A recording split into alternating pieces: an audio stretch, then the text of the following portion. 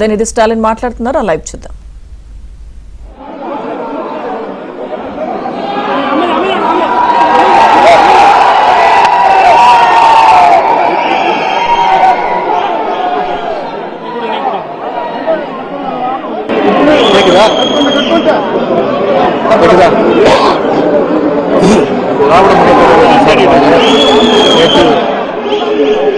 விவசாயிகளுக்கு ஆதரவாக ஒரு மிகப்பெரிய ஆர்ப்பாட்டத்தை நேற்று நடத்தி காட்டினோம்.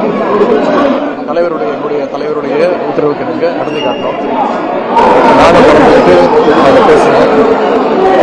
என்னோடு சேர்ந்து என்னுடைய கூட்டணி கட்சி தலைவர்கள், விவசாய சங்க நிர்வாகிகள், விவசாயிகள், பொதுமக்கள் நிறைய பேர் அதை கலந்துக்கிட்டு சிறப்புரையாற்றினாங்க. நான் கிட்டத்தட்ட ஒரு 25 நிமிஷம் அதில் பேசினேன். முழுக்க முழுக்க இந்த ஆட்சி அமைஞ்ச பிறகு விவசாயிகளுக்கு என்னென்ன விதமான துரோகங்களை செஞ்சிருக்கிறாங்க,